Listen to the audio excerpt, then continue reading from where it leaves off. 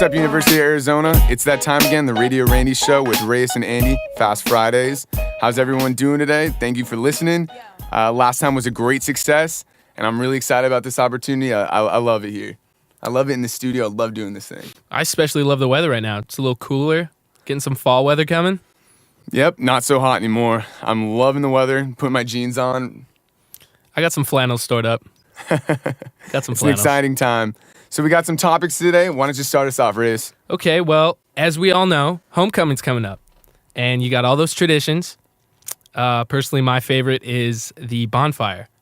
I come from a beach scenery, so bonfire just automatically it's got a special place in my heart. That's a crazy thing how big the bonfire gets. I mean, I stood back probably 50, 60 feet, and my skin was still burning. I'm pretty sure I had some singed hairs after that. Yeah. I felt like I was in the seventh ring of hell or something. Also, we have lighting of the A Mountain and some Olympic sports on the mall or the floats during the parade on Saturday morning before the football game. And then you got the homecoming court alumni. They usually make some appearances. I don't know how many of them come. I mean, the fact that they come back and are excited about celebrating their school and their past is really neat. So for them to take the time out of their busy schedule and their jobs, that's a really cool thing to me. I personally love lighting the A Mountain because, it's our school logo. It's up on the hill. You can see it from school. I think that's a really cool thing. Yeah, and I'm going to have a first-hand experience this year with a fellow colleague of mine, Abel Serratos. That's really cool for you guys, that you guys get to go up there and do that. Something you won't forget for the rest of your life. I know that. Yeah, I'm definitely looking forward to that. So next on tap, we got our lack of special teams, lack of defense. I personally would say I was disappointed with our defense, especially our secondary. You're upset with our special teams. Why don't you tell us why? I'm going to let you know why. I'm going to let you know why right now.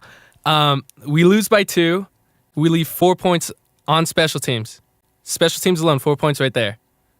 There you go. That's us by 2, not us down by 2. We missed a 37-yard field goal and we had a point after blocked. That 37-yard field goal looked like a Pete Rose single. It even go in the air.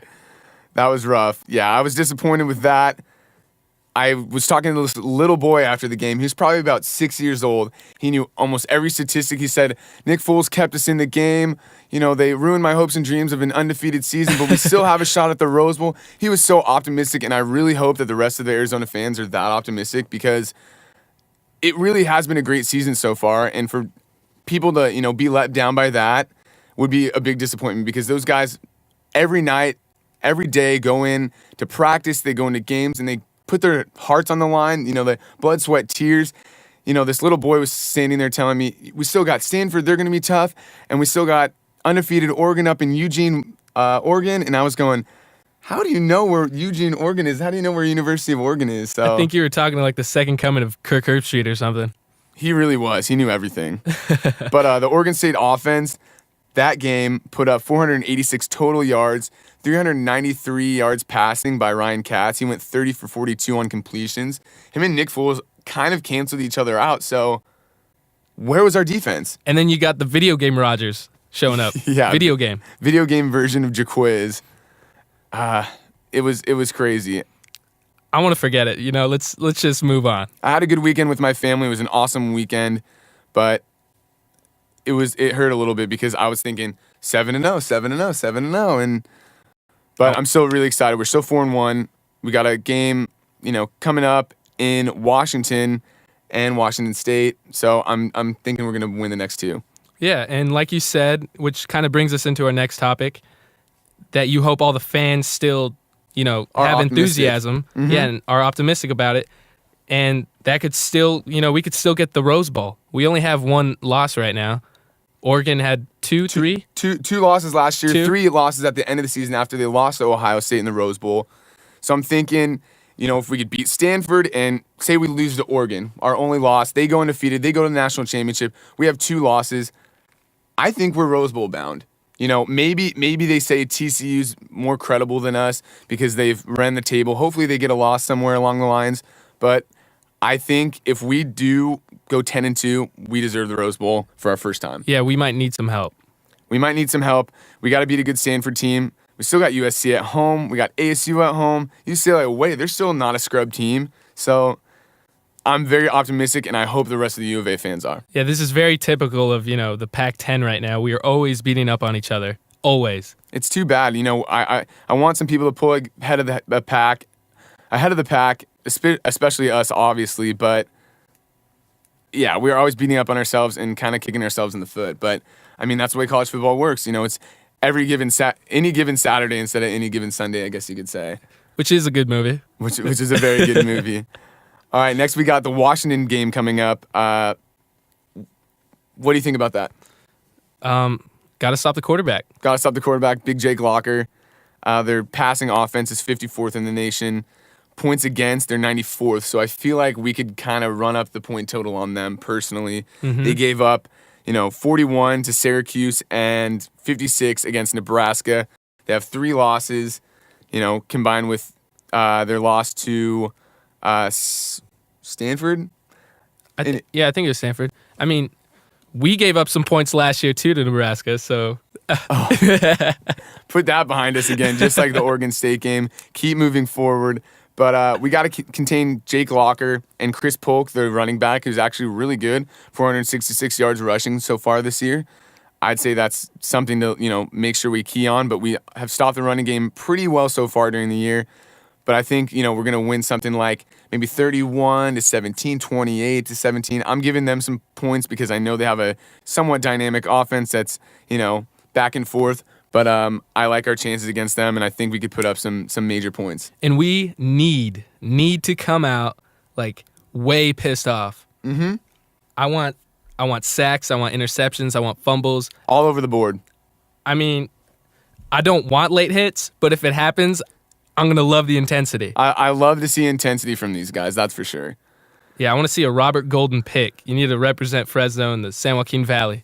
Definitely, I'd like to see some special teams, interceptions, run back for touchdowns because that gets the fans, lit up and crazy and going. And unfortunately, we didn't really have that against Oregon State. It was kind of just a, run through kind of a game. And the fans were excited, but kind of taken out of the game as well. I feel like after Iowa, we went dead for Cal.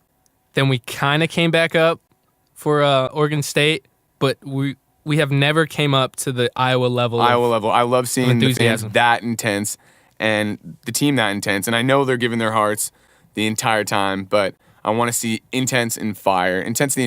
That's for sure. Yeah, we need more kids, more people like that little kid. That's dreams fans and purpose that know of life. Every single statistic known to mankind, where every single school is, every detail about the coaches. Maybe that's enough football for today. Let's talk about some basketball. Yeah, there's the red and blue game coming up. When is that, Andy? It is October 24th at 1 p.m. And I'm sure everyone is just as excited about this as I am. Sean Miller's representing it. He's pushing it. He's telling everyone that this is something you all need to come out for. And I think we're gonna have a pretty big crowd for this. And speaking of Sean Miller, I know the media team from ZonaZoo is going to be interviewing him. You guys could check that out on the Cat Nation page as well as... Right before the game. He's going to show it to the student section. So everyone, I hope you guys give a round of applause. Honestly, it's a cool thing that we get the opportunity to do this. Sean Miller to take his time out of the day to allow one of us to interview him. Shout out to Alex Budish for doing that, putting that together. I know that's a lot of work, and he's been stressing over that. So he'll kill it. He'll definitely kill it. I know it'll be a great production, and I hope everyone checks it out. Red and blue game. Who are you looking most forward to seeing at that game? Derek Williams. Derek Williams. I don't want to see a sophomore slump. I don't want to see it. I'm not saying he's going to get it. He was a freshman All-American last year, so I don't think he'll let us down. He's added a 3-point shot to his repertoire. I know he was capable of doing that. Repertoire. And I'm really curious to see how point guard play is with Momo Jones filling in for Nick Wise. We're going to miss Nick Wise. Shout out to Nick Wise. I hope you're listening.